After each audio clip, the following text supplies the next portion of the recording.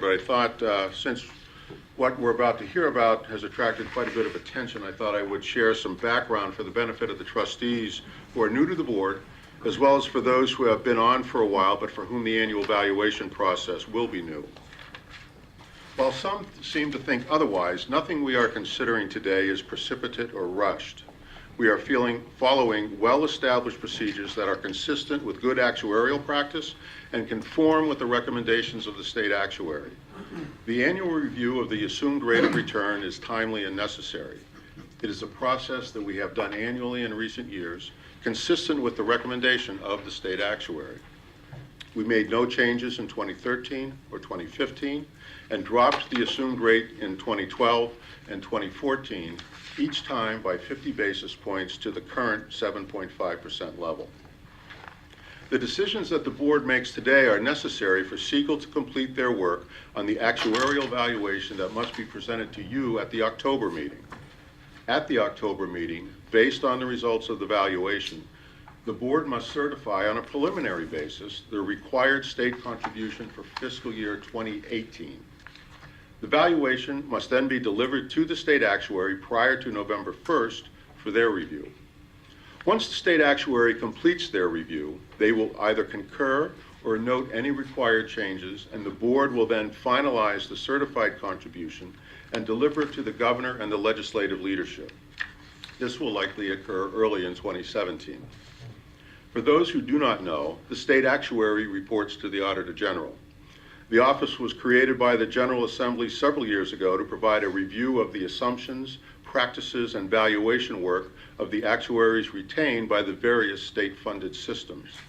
The work and the assumptions used by our prior actuaries always were found up to standard, and we have never had to change the results of the valuation after the state actuary concludes its review.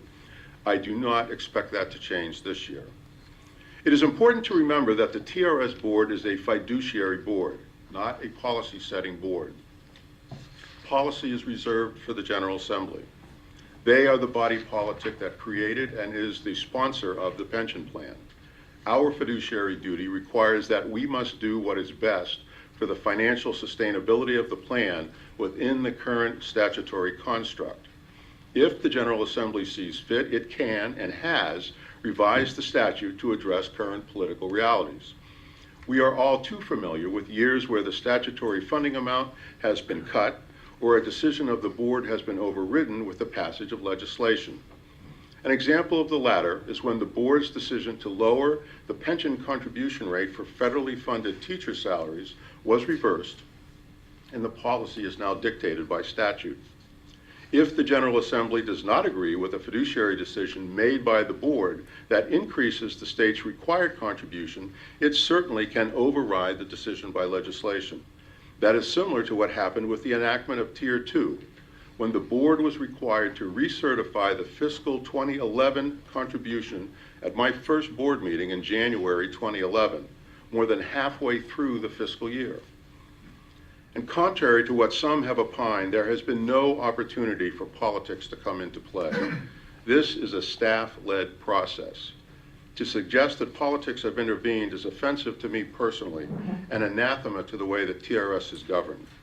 Seeking to put off any change the board may adopt today reflects a misunderstanding of the board's role and our fiduciary responsibility. It will surely be noted by the state actuary as a failure to follow good actuarial practice and the recommendations of our independent actuary. It would inject politics into our governance, the kind of politics that has created the funding shortfall we face today. Our new trustees should be aware that TRS has never once in its history received an annual contribution from the state that was actuarially adequate. As I noted early on in my tenure, political science has always trumped actuarial science in Illinois.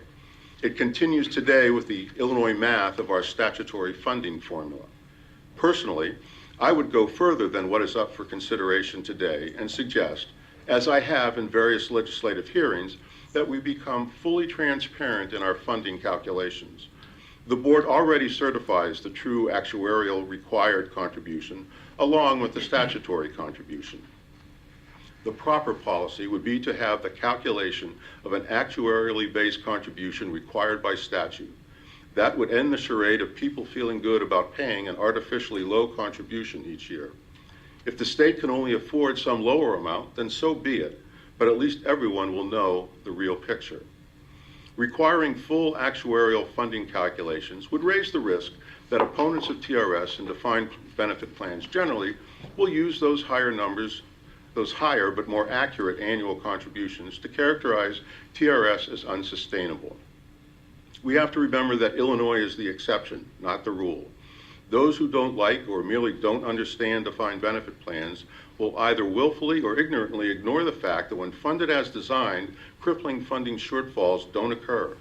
Between 60 and 70% of the cost of the benefit is designed to be borne by the investment earnings over the life of a member. It is only when you don't have the money to invest that the cost becomes untenable. Taxpayers have to pay for those lost earnings, and that reality has been documented fully and writ large in Illinois. It is not plan design that has failed, it is politics. Yet, while the virtues of a defined benefit plan like TRS are there to be realized, the math is unforgiving, and the financial benefits fall apart when the funding does not occur as designed. The truth is simple. More contributions now means lower required contributions later. Lower contributions now means higher, and often much higher, contributions over the long run. Putting off the pain does not change the reality of what it costs to properly fund the benefits. It only increases it. It seems to me that what is occurring is that after years of TRS making the point, everyone is realizing that our funding status is seriously bad. You cannot avoid the harsh reality. And while the threat of our funding shortfall to benefit checks remains well out in the future, the decisions required to avoid that calamity are immediate. To that end, and especially since we have many trustees who are new to TRS, I have asked Siegel to provide additional analysis of our funded status when they present the fiscal year 2018 valuation results in October. As we first did in 2012, that can include preparing insolvency scenarios and other additional information beyond the required solvency charts in the valuation. It is critical that the entire board fully understand the depth of the challenge that we face. The longer it takes for solutions, the more painful and expensive those solutions become. And so that the board and the public are clear, regarding today's decision, you have three options. Upon hearing and discussing Siegel's recommendation, you can adopt it as presented. That will increase the state's required contribution to TRS in fiscal 2018. You can choose to do nothing and keep the rate the same. The state's contribution may still go up under the statutory pension contribution schedule, but likely not as much. Or you can approve another rate of return entirely. A higher rate reduces, and any lower rate increases the state's required contribution.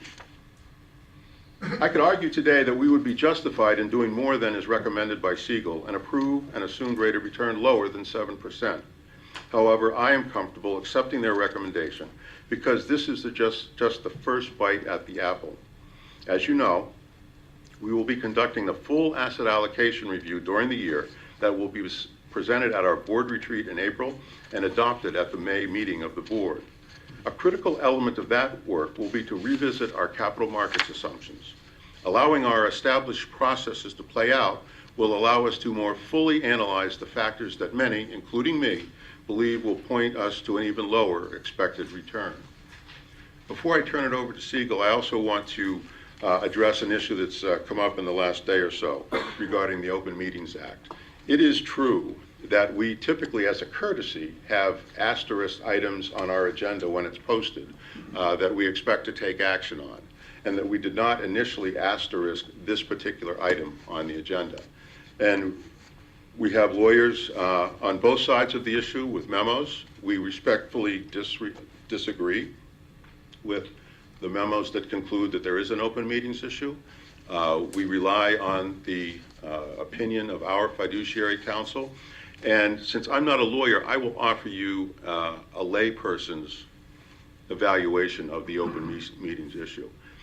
I think what everybody can agree on is the purpose of that law is to ensure that decisions on a body like this are made in the sunshine.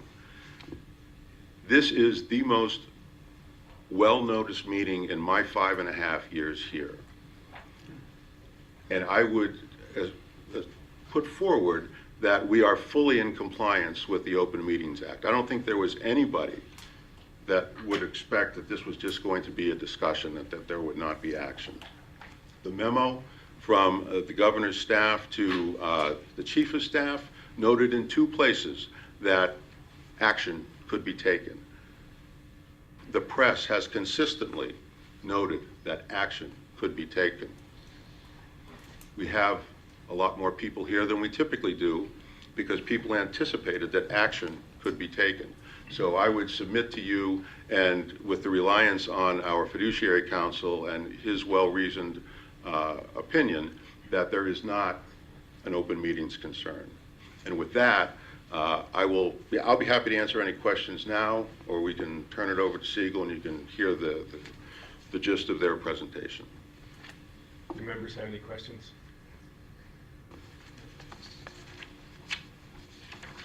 All right, we move to the presentation, please.